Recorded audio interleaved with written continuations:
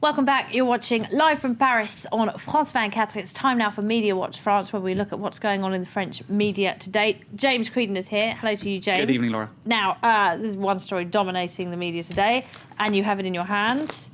This cartoon, the Prophet Muhammad, has made some people extremely angry. So angry, in fact, that they reportedly firebombed the headquarters of the newspaper. It's not the first time this has happened, is it? Because we remember a Danish cartoonist also depicted the Prophet Muhammad. And that's right. And you could say perhaps it was all the more of a provocation because there's a precedent. In 2006, the Danish newspaper Jyllands-Posten published 12 different pictures, editorial cartoons of the Prophet Muhammad. It sparked demonstrations around the world that led to some 100 deaths. So it was a pretty serious incident back in 2006.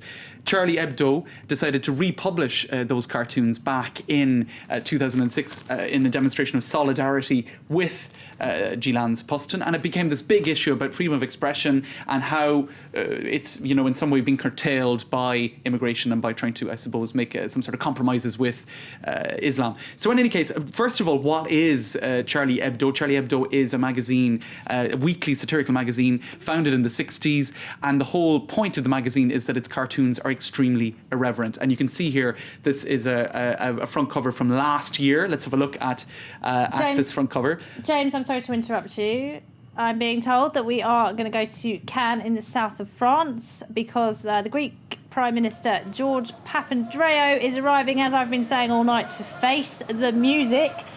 There he goes. He might well be feeling a little bit nervous at the moment. He's going into a room with Angela Merkel and Nicolas Sarkozy. He'll be seeing them face to face for the first time since he made that shock announcement that he'll be holding a referendum on the latest EU debt deal.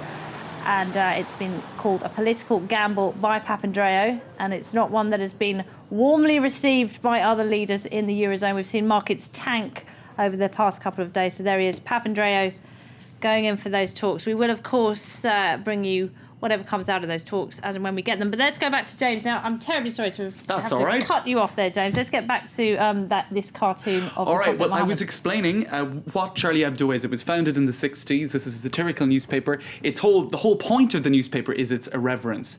And this is the cover, just to remind viewers, that elicited this strong reaction and a Molotov cocktail being thrown at its headquarters and at its offices last night. But let's have a look at some other front pages in recent memory.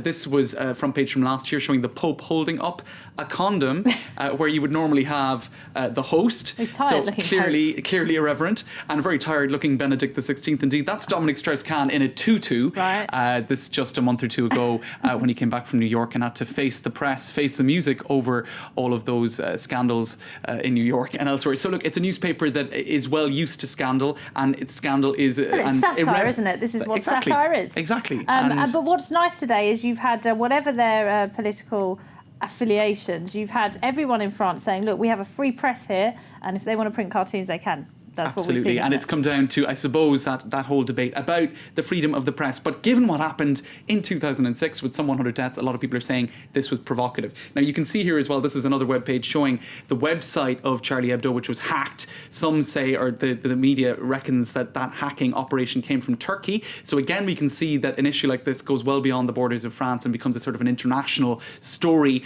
where you can see some sort of culture clash emerging. Charb, C-H-A-R-B, he's one of the cartoonists for the newspaper. He's saying real Muslims do not burn down newspapers or newspaper offices. So he, I suppose, in some ways trying to calm that debate, saying this was just, you can't say that the whole Muslim community is responsible for the reaction where we saw the offices firebombed. That was just one tiny And he said as well, didn't he? He said Islam cannot be exempt from a free press. Absolutely. So it's I suppose even the newspaper itself saying let's not over dramatize matters. Now, as you've been covering in the news as well, there's been outrage across French society over this. Indignation unanimous indignation is that headline there. And they're also saying that politicians from the far right to the left, that's Claude Guéant is the interior minister, so he's on the right. Delanoë is the mayor of Paris, he's on the left. Also, you had Marine Le Pen speaking out about this. And the irony about all this is that Charlie Hebdo is quite an anti-establishment satirical paper, very much on the left, even the far left. And now you've got Marine Le Pen on the far right saying that she is 100% in favour of the freedom of speech as demonstrated by Charlie Hebdo. So it's a sort of it must be the only time ever that the far right has come out and said Charlie Hebdo, great. Absolutely. And the other unintended consequence, if you can call it that, is that the newspaper's sales are going to rocket now. No, everybody knows who Charlie Hebdo is. This is it. Let's have a look at this headline here. En rupture de stock, sold out. And let me tell you, Laura, coming into work this morning, I went to 5 different newspaper kiosks. Yes, I saw your desperate email. Sold out everywhere. I had to get into work and send an email. Does anyone have a copy of this newspaper that I meant to be talking about this evening? No one did. I mean, well, eventually I did find one. But it sold 110,000 copies. That's about double its normal weekly sales. So some are saying, was this a sort of a cynical coup to drag up the sales of a newspaper that is being seen as a little bit less funny in recent times? I don't think so, really. But there were some tweets even yesterday saying Charlie Hebdo hasn't been funny for quite a while. Not even God, as its editor-in-chief, could make it funny, because of course Mohammed wasn't just featured on the front page, he was also the editor-in-chief, the guest editor of the newspaper this week, inverted commas. So yes, I mean, where you could talk about this all day. I'll just show this tweet to finish with. Luz, he's the cartoonist in question. I have a total faith in our work, in what we do. And you can see the total faith is even being expressed by the fact that the background to the tweet is the front page of this week's Charlie Hebdo. So, big controversy. Standing behind his work and standing behind a free press in France. All right, James Creedon, thank you very much indeed for joining us. Well, up next, we'll have all the very latest international headlines for you, including, of course, the very latest from the G20 summit. Before that, though, we'll leave you with web news.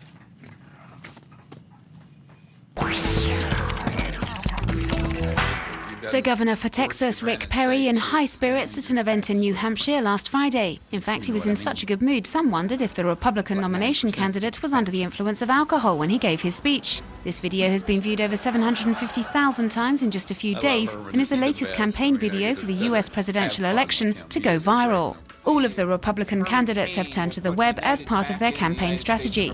Businessman Herman Cain released this video clip online recently, and it's caused a commotion. We see his campaign director, Mark Block, smoking a cigarette while the anthem for the ultra-conservative Tea Party, I Am America, plays in the background.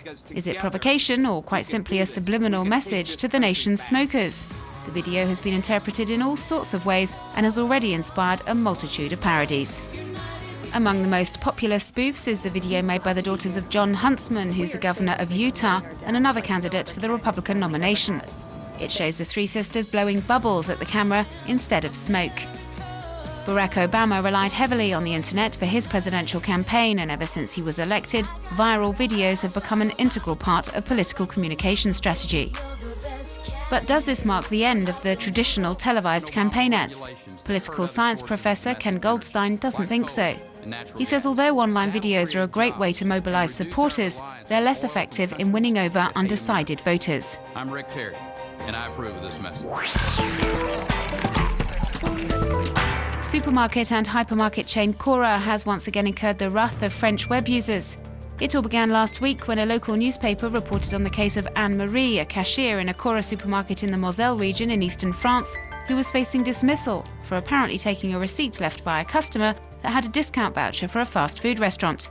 The young mother wanted to treat her son. The story sparked outrage amongst web users in France, who flooded social networks with hundreds of comments criticising the company's actions. The company responded to the public outcry almost immediately by posting an announcement on its Facebook page to say it had decided to discontinue the procedure for dismissal against the supermarket employee. This weekend, the company tried to undo some of the damage to its reputation by uploading this video onto the internet. It's quite clearly a low-budget video clip and shows Cora employees saying how great it is to work for the hypermarket chain. But the video did not have the desired effect. Hundreds of messages have been posted on the official Cora Facebook page criticising the online video, describing it as an outdated propaganda campaign. Many social networkers have been saying it's only made matters worse and does not make people forget the company's behaviour towards Anne-Marie. And so web users seem more determined than ever to maintain pressure on the company. Many believe it should pay dearly for its actions and are calling for a boycott of Cora products.